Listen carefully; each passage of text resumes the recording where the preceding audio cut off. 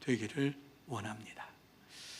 여러분을 만나기를 원했고 또 이렇게 대면 예배를 드리기를 원했습니다. 우리 하나님께서도 동일한 마음을 가지고 우리에게 역사해 주신 줄로 믿습니다. 때로는 힘들고 어려운 순간도 우리는 걸어가야만 합니다. 지나가야 합니다.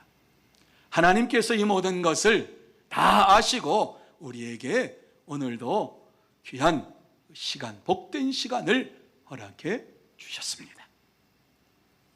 이 귀한 시간, 하나님 앞에서 예배를 드릴 때에 반드시 하나님께서 저와 여러분에게 함께해 주실 줄로 믿습니다. 또한 이 귀한 시간, 예배를 드리면서 우리의 심령 속에 하나님께 주시는 큰 은혜와 사랑과 축복이 넘치게 될 줄로 믿습니다. 또 예배드리는 가운데에 여러분의 모든 문제가 해결되고 근심과 걱정이 다 사라지고 하나님이 주시는 큰 기쁨이 여러분에게 넘치게 임하시기를 예수님의 이름으로 축복합니다. 저는 힘들고 어려운 이러한 시기를 맞이해서 때때로 갈 데가 없어요. 무등산을 또 가기도 합니다. 무등산을 드라이브를 하면서 가면서 하나님 앞에 기도합니다. 하나님 빨리 산천초목이 이렇게 아름답게 하나님을 찬양하는 것처럼 찬양할 수 있게 해 주옵소서. 힘들고 어려울 때에 오직 의지할 분은 하나님밖에는 없음을 고백하면서 갑니다.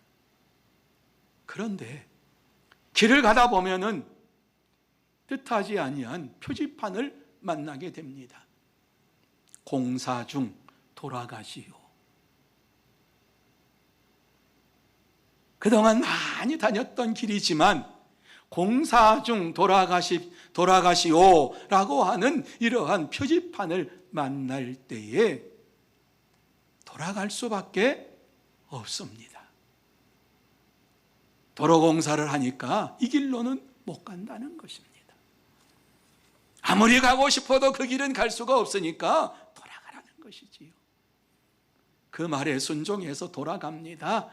돌아가면 제가 가는 목적지를 갈 수가 있습니다.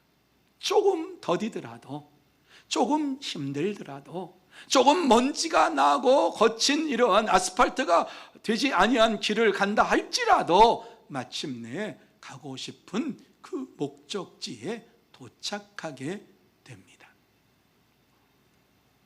우리 인생길을 걸어가면서 때때로 이와 같이 돌아가시오라고 하는 편말을 맞이할 때가 있습니다. 어려운 순간을 맞이해서 모든 일들을 멈추어야 하는 순간을 맞이할 때가 있습니다.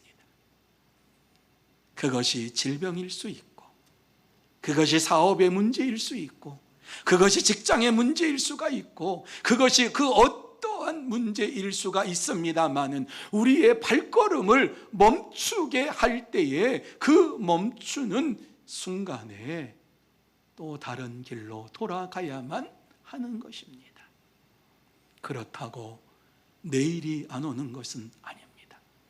우리가 가야 할 길을 못 가는 것도 아닙니다. 잠시 멈추었다 잠시 돌아가면서 가는 것입니다. 그렇습니다.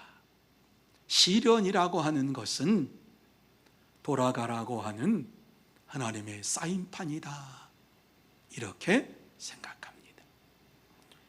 교회사적으로 볼 때에 이러한 시련을 당하고서 승리의 삶을 살았던 자들이 많이 있습니다. 우리가 너무 잘 알고 있는 시인 밀턴은 안질이 심해져서 낫겠지 그러다가 실명을 하게 되어서 자기의 작품 세계가 이제는 끝났구나 하는 시련을 당했습니다. 하지만 그러한 시련 이후에 그의 심령 속에 들려오는 하나님이 주시는 이러한 음성을 듣고 불후의 명작을 남겼는데 그것이 바로 신라권입니다. 베토벤도 마찬가지입니다.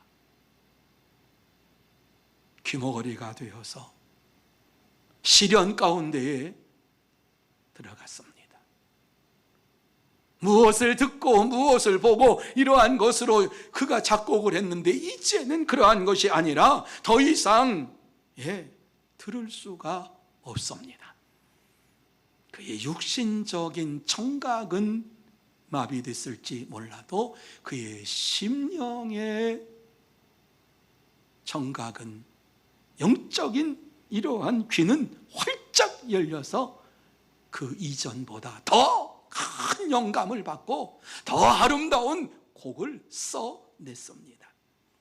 문호 루이스 스티븐슨도 여러분이 잘 아는 보물섬을 지은 작가입니다. 그 보물섬은 결핵에 걸려가지고 결국은 그가 청각을 상실한 이후에 쓴 작품이 보물섬입니다. 결핵에 걸려서 이제 청각을 잃어버리고 시련을 당해서 이제는 끝났구나 하는 그 순간 그의 심령 속에 더 풍부한 이러한 영감이 찾아왔는데 그것은 소년 소녀들에게 꿈을 심어주는 이러한 작품을 쓰게 되었는데 그것이 보물섬입니다. 그 이외에도 많은 작품을 썼습니다. 오늘날 우리 주위에도 이러한 시련을 당한 가운데에도 승리의 삶을 살아가는 자들이 많이 있습니다. 여러분, 우리의 삶 속에서 이러한 시련을 닥치고 죽을 고비를 넘기고 하나님 앞에 나와서 예배를 드리는 이러한 성도들이 얼마나 많이 있습니까? 힘들고 어려운 이러한 순간을 지나서 하나님이 주시는 은혜 가운데 살고 있는, 승리의 삶을 살고 있는 이러한 자들이 얼마나 많이 있습니까? 우리가 시련을 당할 때에 시련을 승리로 바꿀 수 있는 방법을 하나님 앞에 간구할 때에 반드시 하나님께서 역사해 주셨습니다. 오늘 이 본문의 내용은 이 시련을 승리로 바꿀 수 있는 것을 말씀하는데, 시련을 당하거든 기쁘게 여기고 염려하지 말고 기도해라, 이 말씀입니다. 한마디로 딱 말씀드리면 시련이 왔느냐 기도해라, 이것이 오늘 본문 속에서 우리에게 주시는 말씀입니다. 그런데 왜 믿음의 사람들에게 이러한 시련을 하나님께서 주시는 것입니까?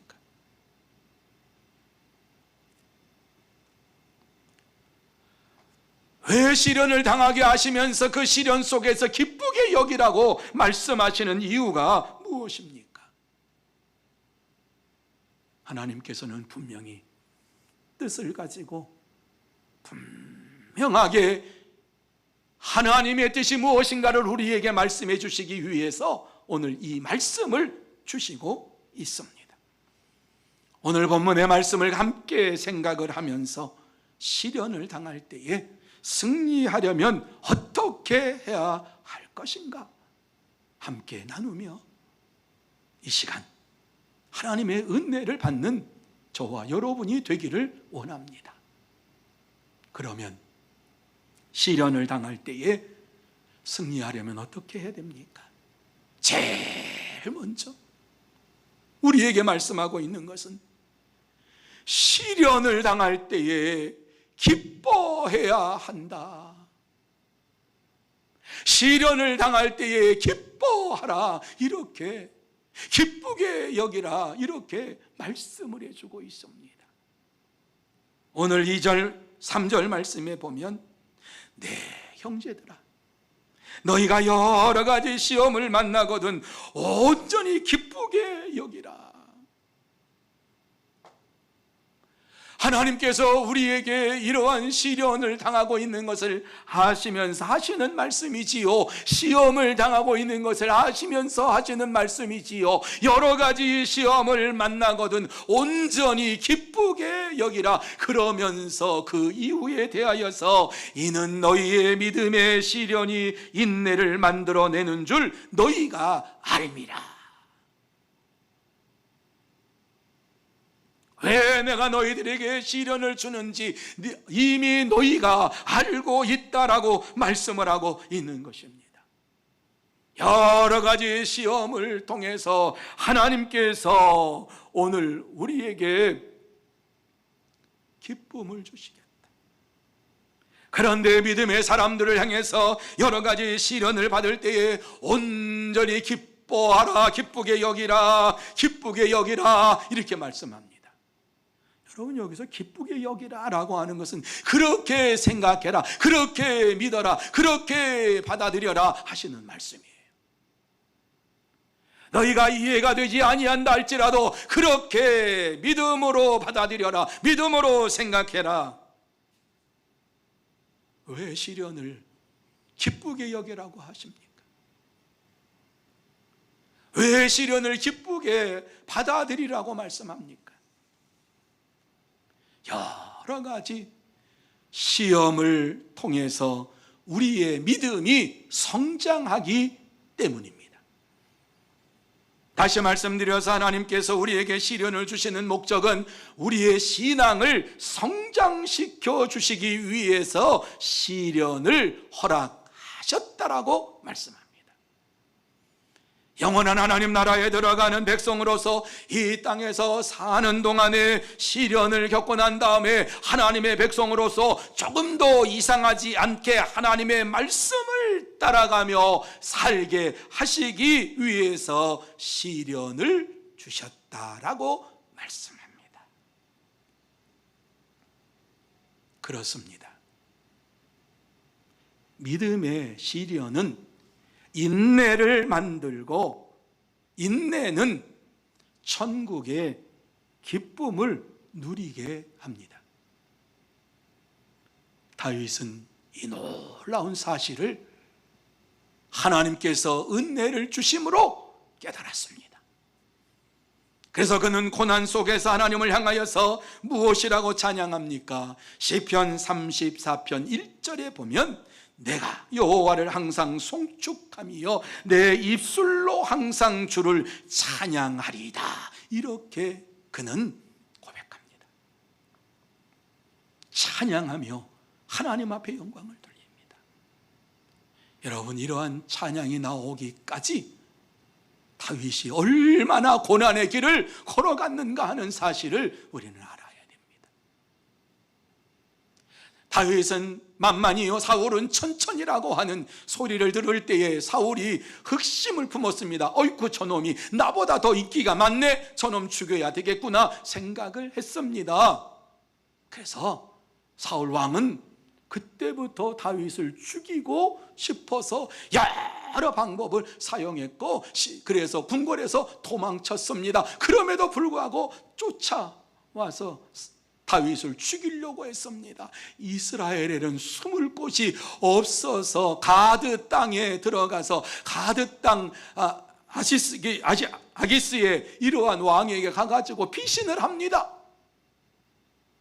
그때에 다윗이 가드 땅에 들어왔다고 하는 소식을 듣고 다윗을 부릅니다. 그때에 신하들이 아기스 왕에게 왕이시여, 저 다윗은 어떠한 사람인 줄 아십니까? 블레셋 장군 골리앗을 죽인 자입니다. 저가 왕의 옆에 있으면 큰일 납니다. 저를 죽여야만 합니다. 이렇게 신하들의 얘기를 듣고 다윗을 죽이려고 불렀습니다.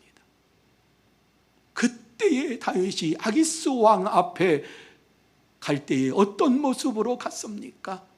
하나님께서 그에게 감동을 주셔서 이건 가면은 죽습니다. 그런데 어떠한 모습으로 갑니까?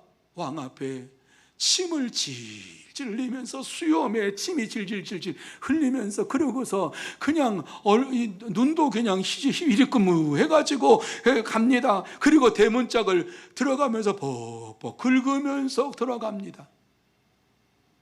이상한 행동을 하면서 들어오고 있는 다윗을 볼 때에 아기스 왕이 신하들에게 말합니다. 저가 어떻게 골리앗을 죽인 사람이냐? 우리나라에 미친 사람이 없어서 한 사람을 더 데리고 와서 이 나라에 살게 하느냐? 빨리 내쫓아버려라. 그래서 죽을 자리에서 구원함을 받고 나옵니다. 그리고 하나님 앞에 감사의 기도를 드립니다. 하나님께서 하나님 앞에 간구하며 기도하며 나를 구원해달라고, 하나님께서 역사해달라고 하나님 앞에 부르짖었는데 그 부르짖음의 응답이 이루어진 것을 믿고 하나님 앞에 오늘 고백한 것이 내가 여호와를 항상 송축하며 내 입술로 항상 주를 찬양하리로다 하리이다. 이렇게 큰 고백을 한 거예요. 여러분, 시련을 당하고 고난을 당할 때에 다윗처럼 하나님 앞에 간구하며 찬양이 먼저 나옵니까? 아니면은 원망이 먼저 쏟아집니까? 대부분의 많은 사람들은 하나님 왜 이러한 일을 나에게 허락하셨습니까? 왜 나에게만 이러한 일을 주십니까? 원망이 먼저 나옵니다. 여러분, 이것은 인간의 본질입니다. 인간의 본능입니다. 이러한 우리에게 하나님께서는 여러 가지 시험을 만날 때에 온전히 기쁘게 여기라, 그렇게 생각해라, 그렇게 믿어라 말씀합니다. 이 말씀은 너의 본능을 믿지 말고 너의 죄악된 본능을 믿지 말고 그 본능을 거스리고 하나님의 말씀을 믿어라 하는 이러한 말씀이에요. 여러분, 우리의 본능을 거스릴 때에, 그리고 하나님의 말씀을 따를 때에 시련을 이길 수 있습니다. 하나님의 말씀을 따르고 우리의 본능을 거스려 쳐서 하나님만을 의지하고 바라볼 때에 하나님께서 우리에게 반드시 역사해 주시고 기쁨으로 채워 주십니다. 사랑하는 성도 여러분, 코로나로 인하여서 당하는 시련은 누구나 다 당하고 있는 시련입니다. 이러한 시련 말고도 가정의 문제로, 자녀의 문제로, 부부의 문제로, 학업의 문제로, 직장의 문제로, 생활의 문제로 고민을 하는 이러한 분들도 있을 것입니다. 어떤 분들은 코로나로 인하여서 생활해야 할 일이 막막해진 분들도 있습니다. 이러한 모든 것을 다 아신 하나님께서 여러 가지 시련 속에 있는 우리들에게 말씀을 합니다. 너희가 여러 가지 시험을 만나거든 온전히 기쁘게 여기라. 하나님께서 너와 함께 하시기 때문에 시험을 만나거든 그 시험 속에서 내가 너에게 역사해 줄 것을 믿으면서 기쁘게 시련을 맞이해라. 시련을 이기고 승리의 삶을 살기 위해서는 이 말씀을 우리의 마음판에 새기면서 이 한 주간 동안 믿음으로 주님 앞에서 시련 가운데 온전히 기쁘게 여기라는 주의 말씀대로 살겠습니다. 이렇게 고백하면서 승리의 삶을 사는 여러분들이 다 되시기를 예수님의 이름으로 축복합니다. 두 번째로, 온전히 인내해야 한다, 이렇게 말씀합니다. 시련을 기쁘게 여기면서 우리가 이 시련을 받아들일 때에 주님께서 우리를 붙잡아 주시고 우리의 믿음을 붙잡아 주시고 정금처럼 주님 앞에 온전히 서게 해 주실 줄로 믿습니다. 그래서 4절에 보면 인내를 온전히 이루라, 인내를 온전히 이루라. 이는 너희로 온전하고 구비하여 조금도 부족함이 없게 하려 함이라. 인내를 온전히 이루라. 여러분, 이 말씀은 잘못 들으면 우리가 힘쓰고 애써서 인내해서 이와 같이 모든 것을 온전하게 이루라고 하시는 말씀이구나, 이렇게 착각할 수 있습니다. 그러나 그 말씀이 아닙니다. 인내를 온전히 이루라 하시는 그 말씀 이후에 그 다음 이유를 말씀해 주시는 내용을 보면 너희는 온전하고 구비하여 조금도 부족함이 없게 하려 함이라. 누가? 하나님께서 그렇게 해 주시겠다는 겁니다. 하나님께서 우리의 연약함을 채워 주시겠다는 것입니다. 우리의 부족함을 온전하게 해 주시겠다고 하는 것입니다. 우리를 성숙한 사람으로 만들어 주시겠다는 것입니다. 그래서 인내를 온전히 이루라고 하시는 말씀을 주시고 있는 것입니다. 시련을 그냥 준 게 아니잖아요.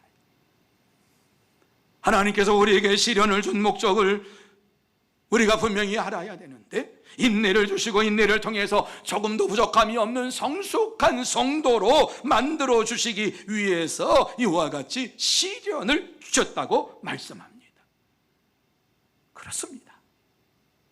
하나님은 여러 가지 시련을 통해서 우리가 조금도 부족함이 없는 성숙한 성도로 세워주시고 영원한 하나님의 나라에 들어갈 수 있는 백성으로 만들어 주시기를 원하십니다.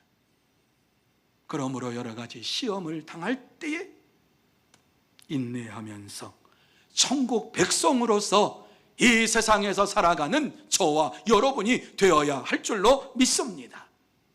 그런데 왜 하나님은 우리를 온전한 인도자로 이 세상에서 세우시기를 원하실까 궁금했어요. 왜 이와 같이 하나님께서 온전한 인내의 사람으로, 성숙한 사람으로 만들기를 원하시는가? 딱 한 가지 목적이에요. 우리에게 주신 사명을 감당하게 하시기 위해서 이와 같이 말씀을 하고 있습니다. 여러분, 우리가 예수 그리스도를 믿고 주님께서 우리에게 주신 명령이 무엇입니까? 사명이 무엇입니까? 너희는 온 천하에 다니며 만민에게 복음을 전파하라.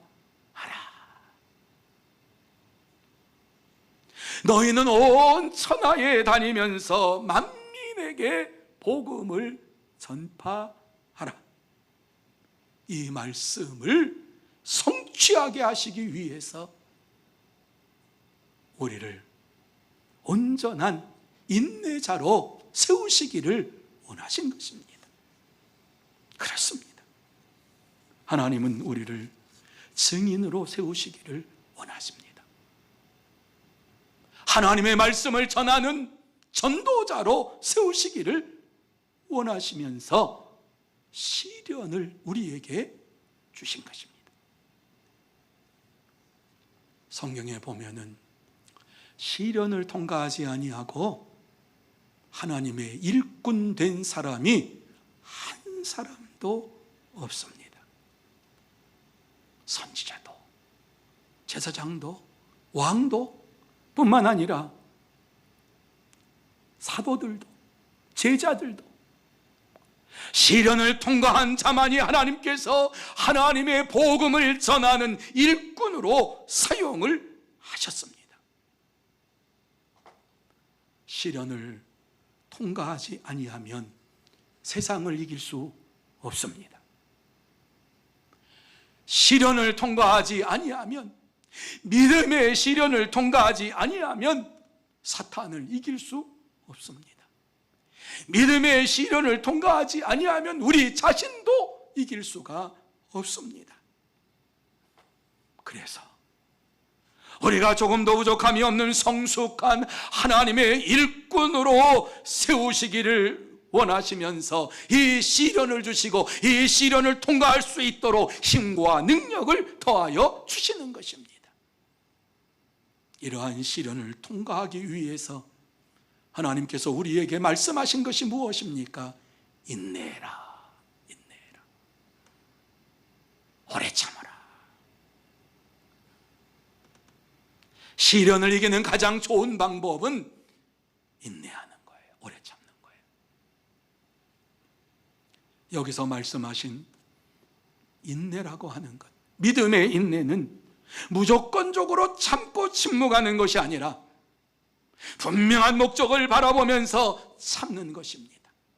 이 사실을 바울 사도는 빌립보서 3장 14절에 표대를 향하여 그리스도 예수 안에서 하나님이 위에서 부르신 부름의 상을 위하여 달려가노라, 이렇게 그는 고백을 했습니다. 바울처럼 고난 많이 당한 사람이 어디 있어요?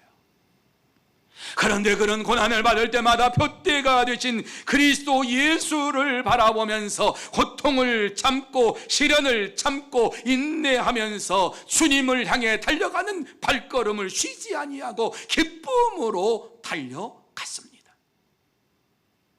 이것이 믿음의 인내입니다. 사랑하는 성도 여러분, 하나님은 시련을 통해서 우리에게 하나님의 증인으로서의 삶을 살아갈 수 있도록 인도하시는 분이십니다. 우리가 이 땅에 사는 동안의 시련을 통해서 하나님의 증인으로 세우시기를 원하시는 하나님이십니다. 하나님은 오늘도 저와 여러분이 복음을 전하는 온전한 증인으로서 이 땅에서 살기를 바라고 계십니다.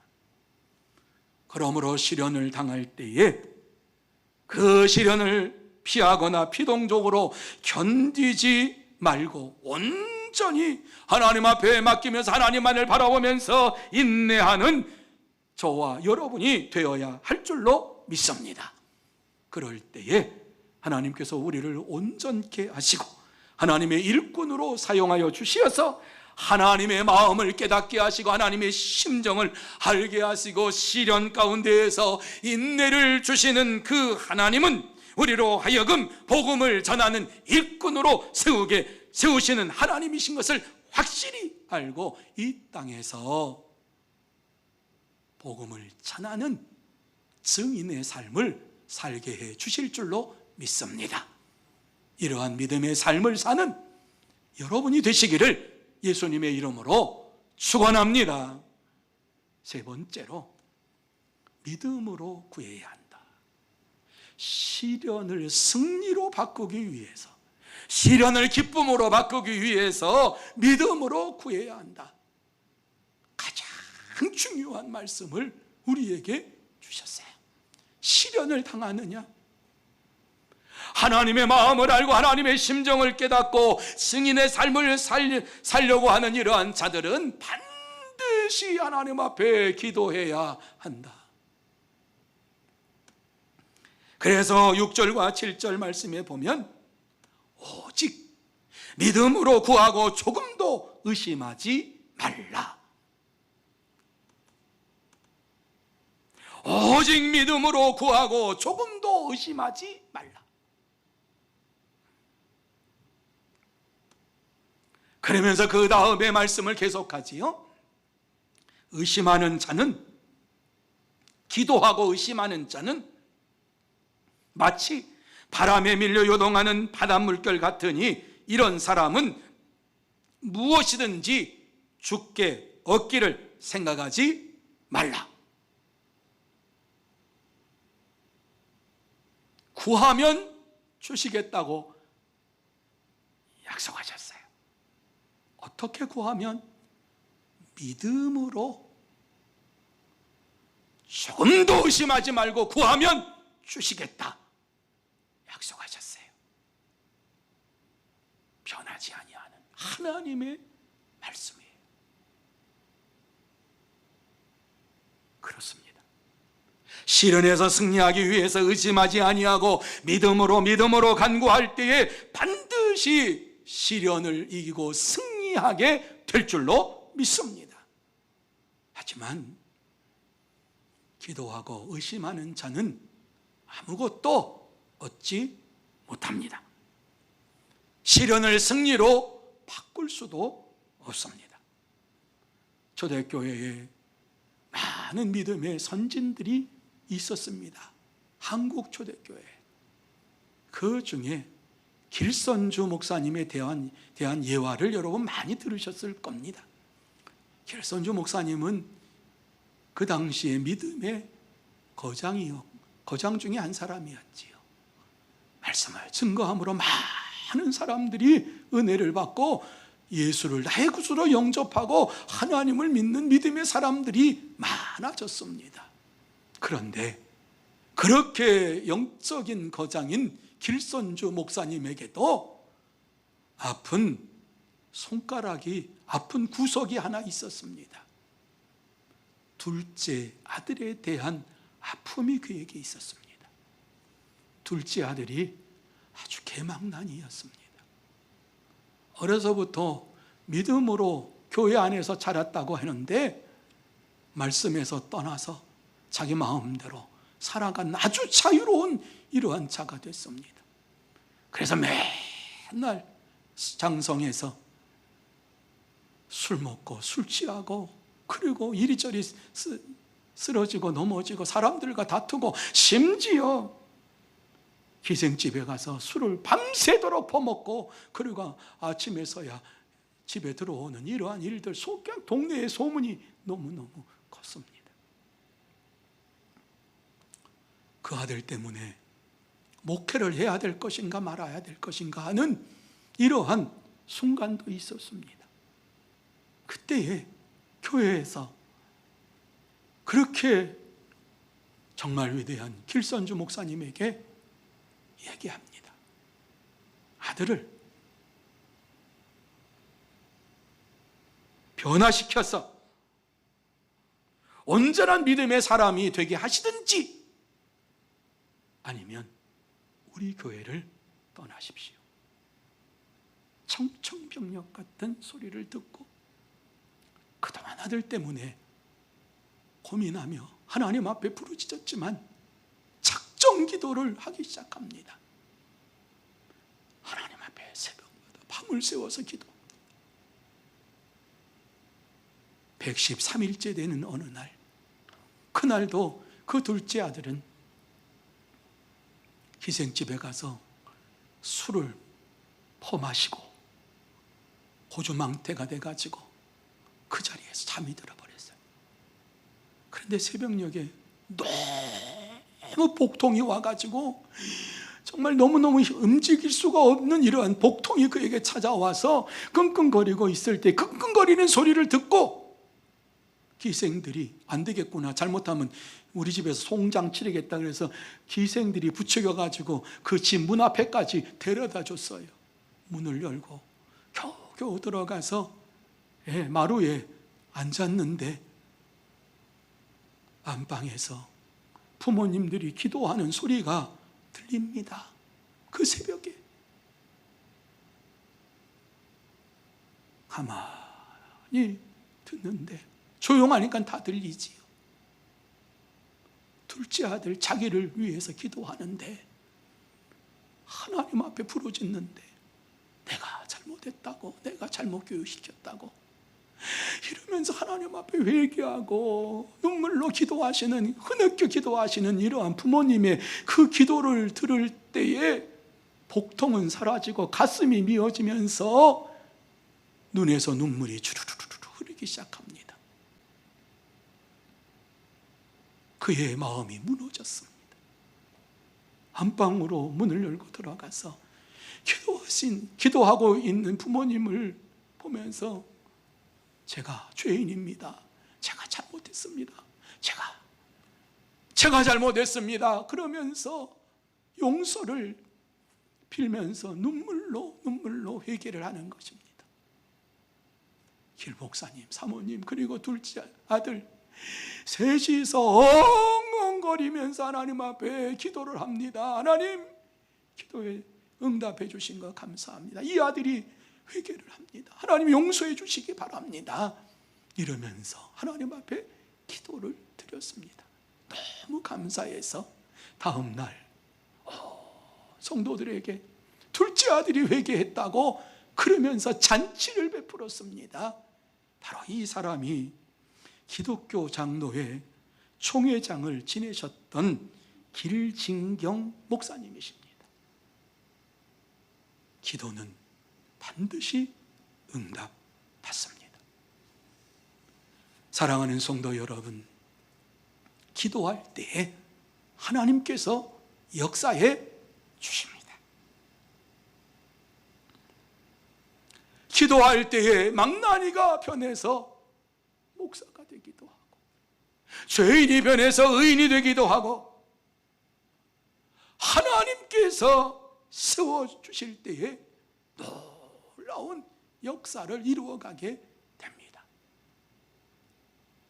기도할 때에 시련이 승리로 바꾸어 줍니다.